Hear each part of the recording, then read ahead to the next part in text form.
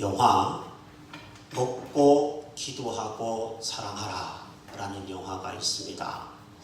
제가 젊은 시절에 아내랑 연애할 때 상당히 좋아했던 배우 줄리아 로버츠가 주연한 영화입니다.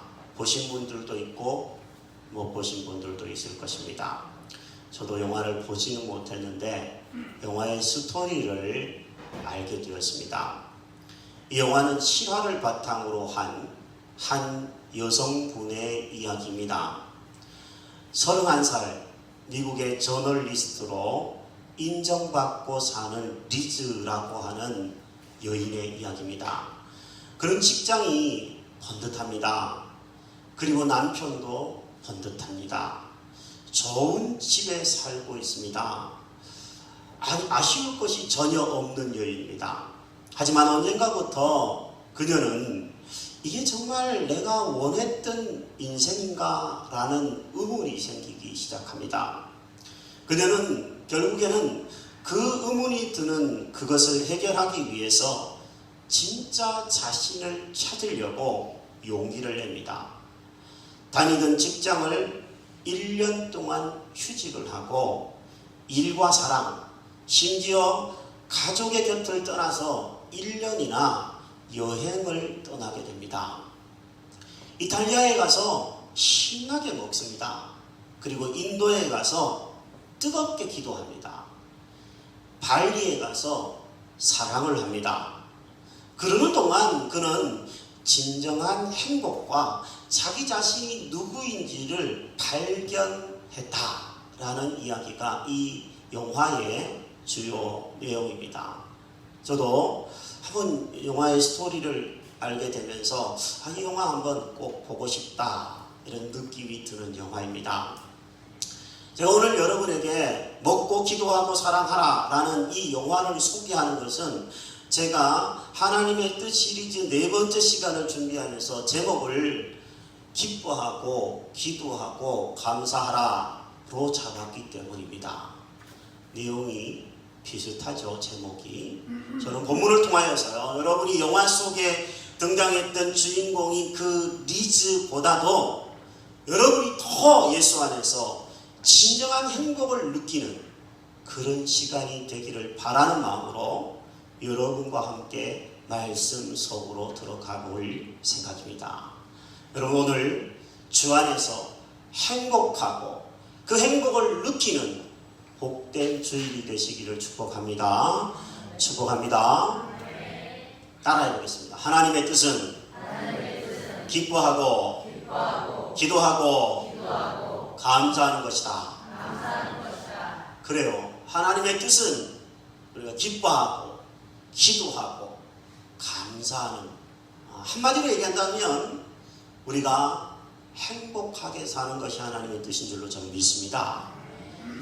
그런데 기뻐하라라는 얘기, 기도하라라는 얘기, 감사하라는 얘기에 하나의 부사가 붙어 있습니다. 항상 기뻐하라, 쉬지 말고 기도하라, 범사에 감사하라, 이런 식으로 하나의 수식어가 붙어 있습니다. 자, 항상 기뻐하라는 것부터 한번 살펴보면요, 여러분, 이 말은 예수 믿으면 그냥 싱글벙글 하라라는 뜻일까요? 저는 그런 뜻은 아니라고 생각합니다. 이 더위에 싱글벙글 항상 웃을 수 있는 사람들, 행복한 사람이겠지만 사실 우리가 인생을 살면서 어려운 환경을 만나고 슬픈 일을 만나고 힘든 일을 만날 때도 있습니다. 그러나 그런 험한 환경을 만나게 되더라도 주님이 주시는 그 기쁨, 구원의 기쁨, 신앙의 기쁨은 결코 잃지 말라라는 뜻인 줄로 압니다. 주 안에서 어떤 환경이 되든지 간에 주님이 주시는 구원과 신앙의 기쁨, 여러분 빼앗기지 않게 되기를 축복합니다. 그리고 주 안에서 기뻐하는 그 일을 선택하는 여러분 되시기를 축복합니다. 지난 목요일부터 토요일까지 광고 드렸던 것처럼 가까운 증가 수양관에서 주일학교 아이들 연합 성경 캠프가 있었습니다. 교회에서 금요 기도회가 8시 반에 있는데 그날은 금요일날 교회 기도회에 교회에서 모이지 않고 이 성경학교 캠프 집회에 참여하여서 아이들과 함께 예배드리고 기도하는 시간을 금요일 밤에 가졌습니다. 예배를 드리고 나서 끝이 난 다음에 아이들이 장기 자랑이라는 것을 하더라고요. 일명 파자마를 입고 파티를 하는 파자마 파티가 열렸습니다. 초등학교 아이들입니다. 신청을 한 아이들이 한 명씩 무대에 올라와서 장기 자랑을 하는 거예요. 어떤 아이는 초등학생인데 팝송을 부르더라고요. 와, 놀랐어요. 팝송이 영어인데 뭔 말인지 하나로 못 알아먹겠더라고요. 네, 제가 영어가 짧은 것을 느꼈습니다. 그리고 어떤 아이는요, 둘이서 짝을 지어가지고 요즘 세계적인 아이돌 가수죠, BTS의 춤을 추는데 뭔 소린지 하나로 저도 못 알아먹겠더라고요. 야, 내가 나이가 들었구나 생각을 했습니다. 어떤 아이는 찬양 음악에 맞춰가지고 줄넘기를 하는데, 야, 정말 초등학생인데 기가 막히게 잘하는 것을 볼 수가 있었습니다. 그 중에서도 저의 마음을 쏙 빼앗아간 무대가 있었으니, 가장 우리 교회에서 어린 아이인데, 사실 초등학교도 들어가기 전 아이인데, 우리 교회 7살 사랑이가 율동을 하면서 무대에서 춤을 추는 그 광경이 제 마음을 빼앗아가 버렸습니다. 동영상을 찍어가지고 왔거든요. 여러분 궁금하실 것 같아서 한번 이따 보여드리려고 그래요. 그리고 이 사랑이보다도 혼자 춤추는 것보다도 더 제 마음을 감동시켰던 것은요, 모든 어린이들이 일어나서 주님 앞에서 찬양을 하면서 팔과 몸을 휘저으면서 함께 기뻐하며 춤을 추는 모습이었습니다. 저는 너무너무 하나님이 기뻐하시는 시간이었다라고 생각을 해서 여러분에게 보여주려고 1분짜리 영상을 우리 집사님이 편집해 주셨습니다. 잠시 한번 보도록 하겠습니다. 우리 아이들이 공부 걱정, 또 시험 걱정, 내일에 대한 염려 이런 거 다 내려놓고 주님 안에서 기뻐하는 그 모습을 보니까 참 주님이 얼마나 기뻐하실까, 이런 생각들을 저는 자연스럽게 해보게 되었습니다. 저는 여기에 오신 우리 청소년들, 또 우리 청년들, 또 우리 장년 식구들 주 안에서 저렇게 기뻐했으면 좋겠다라는 것이 제 기도의 제목이 되고 있습니다. 여러분, 오늘 주일이 주 안에서 기뻐하는 주일이 되기를 축복합니다. 8월 10월 우리 정교인 수련회 때 우리도 저렇게 한번 춤추고 기뻐하고 즐거워하는 천국을 맛보는 그런 날이 되기를 소망합니다. 저는 제 부끄러운 과거도 사실 저 시간에 생각이 났어요. 제가 고등학교 때 친구들과 이웃 마을의 원정을 가서 술을 한잔하고 친구들과 춤을 추었던 기억이 살짝 나더라고요. 제가 좀 사춘기 일탈이 좀 있었거든요. 처음부터 목사가 아니에요. 다 과거가 좀 있습니다. 그러나 이제 제가 느끼는 게 있습니다. 이제 확실히 아는 게 있습니다. 주님 안에서 기뻐하는 것이 하나님의 뜻이고 그것이 행복이라는 것을 저는 알게 됩니다. 주 안에서 기뻐하라. 주님과 함께 항상 기뻐하십시오. 다시 말하노니 기뻐하십시오. 저는 믿는 것이 있습니다. 내가 주님 안에서 기뻐하는 것이 행복이고 즐거움이라는 것도 알지만, 좋은 교회는 술 안 마시고도 기뻐하고 함께 즐거워하는 교회가 있다면 저는 참 좋은 교회다, 이런 생각들을 합니다. 여러분, 휴가철입니다. 세상 사람들과 똑같이 술 한잔 해야지 기뻐지고 춤추고 스트레스 푸는 것이 아니라 그들과 달리 기뻐하는 길이 여러분이 찾는 스트레스 해소법이 있게 되기를 바랍니다. 하나님의 뜻을 따라서 기뻐하시기를 바랍니다. 주 안에서 기뻐하시기를 바랍니다. 때로는 우리의 인생에서 슬픔도 고통도 찾아오지만 주님을 바라볼 때 주님은 슬픔을 기쁨으로 바꾸어 주시는 분이십니다. 믿음의 주요 또 온전케 하시는 이인 예수를 바라보자 저는 그 앞에 즐거움을 위하여 십자가를 참으사 부끄러움을 개의치 아니하시더니 하나님 보좌 우편에 앉으셨느니라. 주님께서 여러분이 슬퍼하고 고통스러웠던 날들만큼 기쁨을 주시기를 소망합니다. 항상 기뻐하라. 이것이 하나님의 뜻입니다. 그리고 두 번째는 쉬지 말고 기도하라는 것이 주님의 뜻입니다. 여러분, 사람이 어떻게 쉬지 않고 기도할 수 있을까요? 저는 목사이지만 여러분에게 솔직히 고백하지만 저 잠 안 자고 기도 못합니다. 저 밥 먹어야 되고 화장실 가야 되고 기도를 게을리 할 때도 있습니다. 그러면 저는 이 말씀을 지금도 지키지 못하는 사람이고 여러분 앞에 설교를 하는 사람인데 그럼 어떻게 이 말씀을 이해해야 되는 것입니까? 저는 옛날에 젊은 시절에 문학을 배웠어요. 영어를 조금 배우면서 문학을 배웠었는데 영어를 잘하지 못합니다. 저한테 시키시면 좀 못합니다. 다 까먹어버렸어요 이제요. 쉬지 말고라고 하는 단어를 영어로 한번 찾아보니까 continually라고 하는 단어를 썼습니다. 안 그래도 영어를 못하는데 바람도 안 좋은데 얘기를 하게 되네요. 이 말은요, 규칙적으로 지속적으로 기도하라 이런 얘기인데요. 이 말이 두 가지 의미가 있어요. 화살표를 얘기한다면 쭉 선으로 쉬지 않고 쭉 가는 쉬지 않고가 있고요. 점을 해가지고 화살표를 그리는 쉬지 않고도 있습니다. 이 쉬지 않고는 바로 두 번째 의미입니다. 잠도 자지 말고 기도해라, 쉼없이 기도해라 그런 얘기가 아니라 규칙적으로 시간을 정해서 지속적으로 기도하라는 의미인 줄로 압니다. 쉬지 말고 기도하십시오 라는 성경을 읽으면 어떤 분은 이런 얘기를 합니다. 목사님, 전 정말 쉬지 않고 기도하려고 합니다. 저는요, 걸어다니면서도 기도하고요, 운전하면서도 기도하고요, 마음으로도 기도하고 삽니다. 이렇게 얘기하시는 분들이 있어요. 기도하는 방법입니다. 그런데요, 여러분, 기도하면서 그렇게 기도하는 것도 기도하는 것이겠지만 시간을 정하고 장소를 정해서 규칙적으로 기도하는 것이 더 기도를 잘하는 방법입니다. 누워서 기도할 수 있죠. 그러나 무릎 꿇고 기도하는 것이 더 간절한 기도가 되는 것은 해보면 느낄 수 있는 것입니다. 걸어다니면서도 기도할 수 있죠. 그러나 시간을 정해서 교회에 와서 기도하는 것은 더 간절한 마음으로 드릴 수 있는 기도인 줄로 압니다.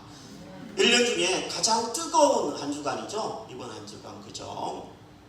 하나님은요, 우리의 인생에 뜨거운 여름날을 주십니다. 아주 추운 날도 주시죠. 겨울입니다. 그리고 참 누구나 좋아하는 봄과 가을을 주시기도 하십니다. 여러분, 그런데 하나님이 왜 이렇게 뜨거운 여름과 강추위가 있는 겨울을 주시는 걸까요? 우리의 인생에. 그거 안 주시면 안 되는 걸까요?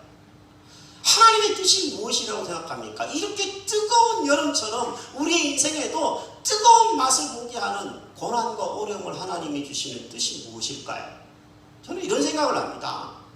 그 뜨거운 어려움을 통하여서 차가운 너무너무 강추위와 같은 인생을 통하여서 하나님께 기도하게 되고 하나님 앞에서 기도하다가 믿음이 자라게 되고 성숙하게 하시는 것이 하나님의 뜻인 줄로 압니다. 여러분, 나무를 한번 생각해 보십시오. 나무는요, 가물어 메마른 땅이 될 때 뿌리를 깊이 내립니다. 나무는요, 겨울에 찬바람을 불면서 단단해집니다. 나무는 여름의 폭우와 불볕 더위를 견디면서 탐스러운 맛있는 열매를 맺어가고 있습니다. 참 놀라운 자연의 섭리예요. 하나님의 뜻이에요. 여러분, 가족들을 한번 생각해 보실래요? 가족들과 휴가를 보내는 계절이기도 한데 부부가 함께 살아가는 것이 처음에는 너무너무 모든 게 다 좋지만 같이 시간을 지내면서 시련을 겪게 됩니다. 그런데 그 시련을 통과하면서 부부는 정말 일체감과 하나됨을 경험하지 않습니까? 가족은 함께 환난을 통과하면서 더 끈끈해지지 않습니까? 어머니를 생각해도 똑같습니다. 우리 어머니는 해산의 고통을 통과하면서 자녀에 대한 뜨거운 사랑을 가지게 되고 그 사랑이 깊어지는 줄로 압니다. 사랑하는 여러분, 우리의 인생에서 뜨거운 여름 시련을 만나는 사람들이 있습니다. 혹시 여러분들 중에 지금 이 자리에 내 인생이 너무너무 뜨거운 여름과 같구나 이렇게 느끼는 분이 있다면 기도와 간구를 드리는 기회로 삼게 되기를 바랍니다. 아무것도 염려하지 말고 다만 모든 일에 기도와 간구로 너희 구할 것을 감사함으로 하나님께 아뢰라. 그리하면 모든 지각에 뛰어난 하나님의 평강이 그리스도 예수 안에서 너희 마음과 생각을 지키시리라. 여러분이 뜨거운 일을 만나면, 강추위를 만나면 기도하는 기회로 삼을 때 주님은 여러분들에게 풍성한 열매로 맺게 하여 주실 줄로 믿습니다. 제가 오늘 글을 보니까 이런 글이 있더라고요. 인생에서 완벽한 결정이란 없다. 많은 결정 앞에 우리가 선택의 순간 앞에 결정을 하지만 완벽한 선택이란 없다라는 겁니다. 다만 완벽하게 무릎 꿇는 결정만이 있을 뿐이다. 이런 참 제 마음에 드는 글이 있더라고요. 끊임없이 우리의 인생은 염려할 거리가 생겨나는 것이 인생입니다. 그러기에 쉬지 말고 기도하라고 주님이 명령하신 줄로 압니다. 사랑하는 여러분, 규칙적으로 기도하는 여러분이 되시기를 바랍니다. 주께서 여러분에게 평강을 주실 줄로 믿습니다. 그런 분들에게 주께서 육체의 아픔도 치료하시고 마음속 상처 보이지 않는 것들도 치료해 주실 줄로 믿습니다. 우리 하나님의 은혜로 여러분과 제가 함께 이 뜨거운 여름도 보내지만 뜨거운 인생과 같은 여름도 잘 보내서 맛깔나는 아름다운 열매를 맺어가는 인생이 되기를 축복합니다. 축복합니다. 그리고 세 번째 하나님의 뜻은 범사에 감사하라는 것입니다. 자, 여러분, 감사는요 저절로 나오는 것일까요? 아닐까요? 감사는 가만히 있으면, 교회를 다니면 저절로 우러나는 게 아닙니다. 그래서 명령을 하나님이 하고 계십니다. 범사에 감사해라. 명령이죠. 명령입니다. 우리는 죄인인지라요, 감사보다는 어떤 마음이 더 빨리 나오냐면 불평이 먼저 나옵니다. 원망이 먼저 나오게 되어 있어요. 왜 이렇게 덥냐 교회가, 왜 이렇게 시끄럽냐 교회가, 별의별 원망을 한다면 다 할 수 있습니다. 그러나 여러분, 감사가 언제 나오냐면 은혜를 생각할 때 감사가 우리 속에서 나올 수 있게 되는 줄로 압니다. 여러분, 하나님의 은혜를 기억하는 주일입니다. 하나님의 은혜를 기억하면서 감사를 선물로 받고 행복한 주일이 되시기를 축복합니다. 어제 주일 앞에 아이들을 이제 성경 캠프에서 이제 목요일 날 데려다 주고 또 이제 금요일 날 한번 갔다가 토요일 날 올 때 이제 픽업을 아이들을 하러 갔습니다. 아이들이 차를 이제 짐을 싣고 차를 탑니다. 근데 아이 하나가 이렇게 얘기하더라고요. 딱 타자마자 목사님 이번 여름 성경 캠프는 다 좋았어요. 그런데요 밥 먹는데 줄이 너무 길어서 힘들었어요. 그렇더라고요. 먹기를 상당히 좋아하는 친구였던 것 같아요. 가만히 두었다가는요 자칫 잘못하면 아이들이 불평이 나올 것 같은 그런 느낌이 제가 살짝 들었어요. 그래서 제가 아이들이 다 타고 나서 이렇게 제안을 했습니다. 얘들아, 이번 성경학교 때 뭐가 제일 좋았는지 한번 돌아가면서 한마디씩 좀 해봐라. 그랬더니 조금 아까 밥 먹는 줄이 너무 길어서 힘들었어요 라고 하는 아이가 한참 생각에 잠기더니 우리 어른들처럼 이렇게 얘기하더라고요. 다른 아이를 먼저 시켜주세요. 그러더라고요. 그래서 다른 아이를 먼저 시켰어요. 그랬더니 아이들이 이렇게 이야기하기 시작했어요. 목사님 저는요 파자마 파티가 제일 좋았어요. 아까 그 춤추는 거, 그 시간이 제일 좋았다니까요. 목사님 저는요 물놀이가 제일 좋았어요. 자, 이 분위기가 어떻게 흘러가는지 아시죠? 좋은 걸 얘기하니까요 다 좋은 얘기를 하게 됩니다. 그런데 만약에 불평과 원망을 이야기하기 시작하잖아요, 전염이 되는 겁니다. 그게요. 여러분, 감사할 일이 있을 때는 감사거리를 주신 하나님을 기억하면서 여러분 생각하며 하나님께 감사드리시기를 바랍니다. 그러나 행여 감사할 거리가 별로 없다. 요즘에 힘들다. 그러면 합력하여서 그 어려움을 통과하게 하시고 나서 선을 이루신 하나님을 믿고 그 하나님을 바라보며 감사하시는 성숙한 감사가 있게 되기를 바랍니다. 진정한 감사는 모든 환경을 초월한 감사인 줄로 믿습니다. 어느 글을 읽다가 보니까요, 대머리도 감사할 조건이 많다. 6가지나 된다. 이런 글이 있어서 재미있는 글이 있어서 여러분에게 한번 소개할까 합니다. 대머리가 무슨 감사거리가 있을까? 첫째는요, 대머리는 우리 여자분들에게는 거의 없는 현상이래요. 수치 적은 분이 있어도 여자분들은 대머리가 거의 없다고 합니다. 모든 여성분들은 감사하시기 바랍니다. 두 번째는 하나님의 사랑을 받는 자가 대머리가 된대요. 하나님이 날마다 이 말을 쓰다듬어 주셔서 대머리가 되었기 때문이라고 감사해야 된다고 그러더라고요. 세 번째, 대머리인 사람은요, 얻어먹는 사람이 없대요. 여러분, 거린 중에 대머리 사람 본 적 있습니까? 없다라는 거죠. 거린이 아닌 것에 감사해야 된다는 거예요. 네 번째는요, 비교적 목사님들이 대머리가 많아요. 성경에 등장하는 엘리사도 대머리인데요. 그렇다고 놀리지는 마십시오. 곰이 나와서 잡아먹을 수도 있습니다. 엘리사를 놀리던 아이들이 곰이 나와서 잡아먹어 버렸거든요. 목사님 급이 되었다라는 것에 감사하십시오. 다섯 번째는요, 비누나 샴푸나 물을 상당히 절약할 수 있어서 감사할 수 있다고 하고요. 여섯 번째는 주님을 편안하게 해드려서 감사할 수 있대요. 왜냐하면 주님은 날마다 우리의 머리카락을 세시는 분이라고 성경에 등장하기 때문이라네요. 웃으라고 하는 얘기입니다.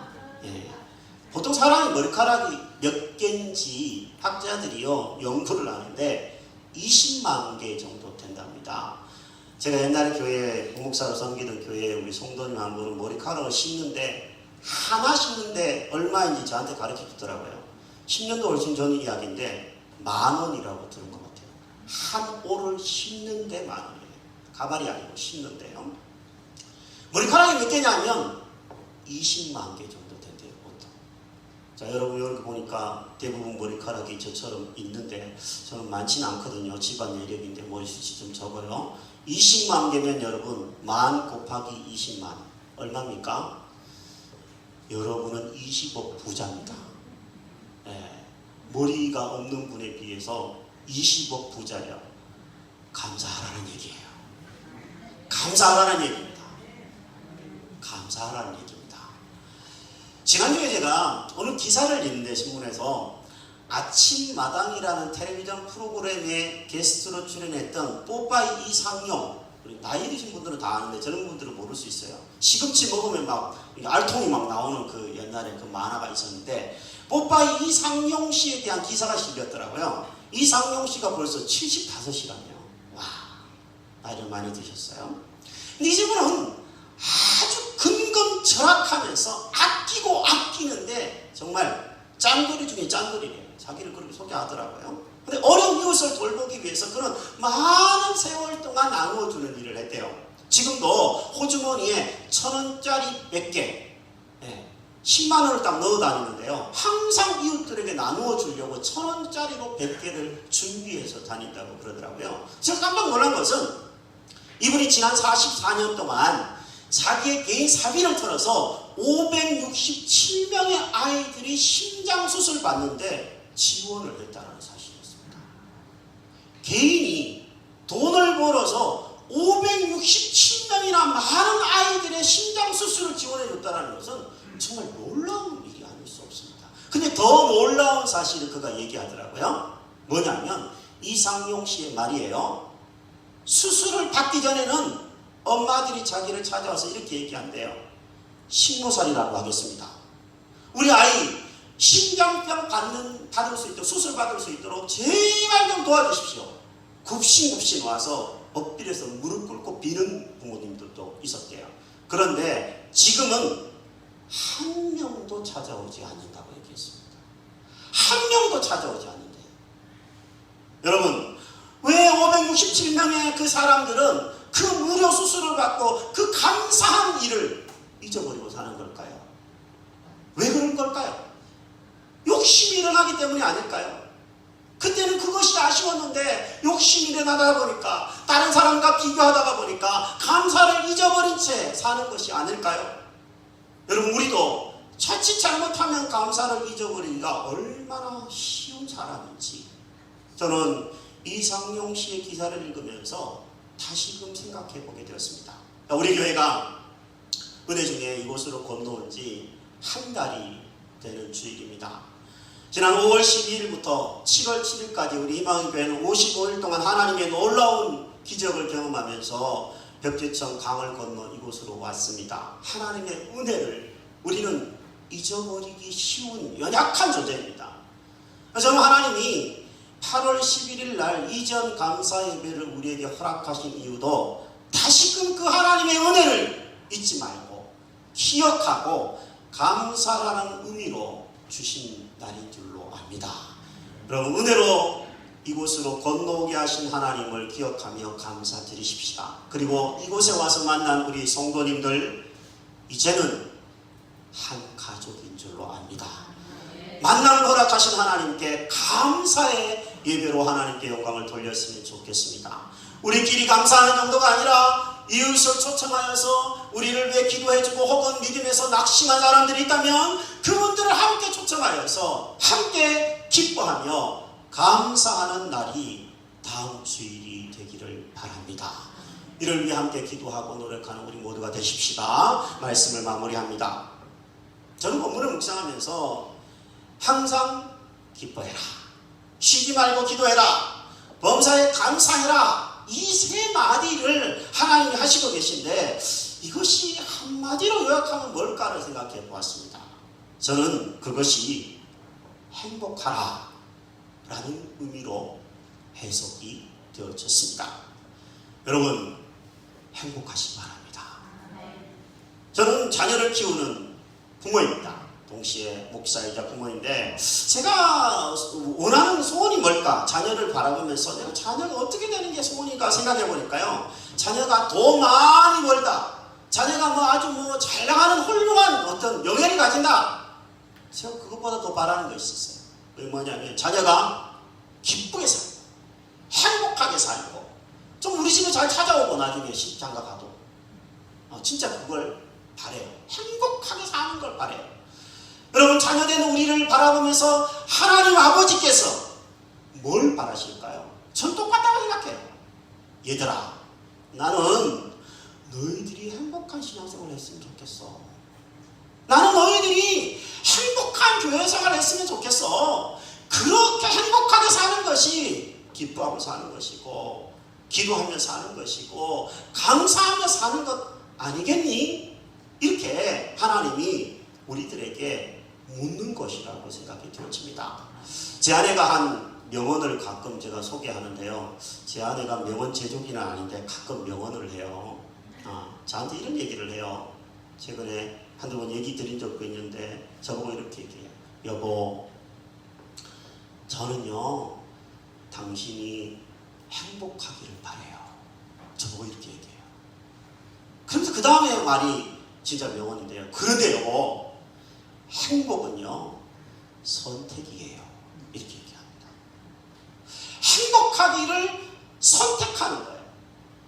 행복하지 않기를 바라는 사람이 어디 있겠어요? 그럼 행복 선택하는데 별로 행복하지 않은데요, 이렇게 말할지 모르겠지만 여러분, 그렇지 않습니다. 어떤 분은요 이상하게도 불행하기를 선택하는 사람이 있어요. 불행해집니다. 행복하기를 선택하는 거예요. 우리가 말하는 것도 선택이잖아요. 행복도 선택이에요. 사탄은 우리의 귀에다가 대고 매일 이렇게 속삭인다고 어떤 사람이 그랬었어요. 항상 낙심해라, 쉬지 말고 원망해라, 범사에 불평해라. 이것은 너희를 향한 사탄의 뜻이니라.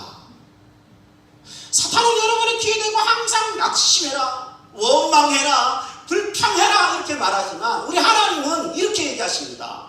기뻐해라, 항상 쉬지 말고 기도해라, 범사에 감사해라.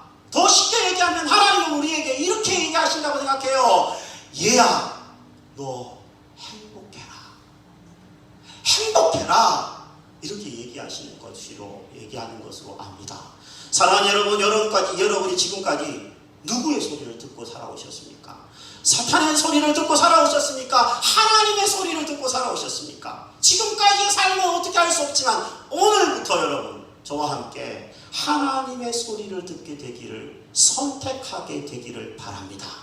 선택은 우리의 몫입니다. 그리고 하나님은 우리의 그 선택을 바라보시면서 사탄의 소리가 아니라 하나님의 음성을 듣기를 선택하는 인생에게 진정한 행복을 주실 줄로 믿습니다.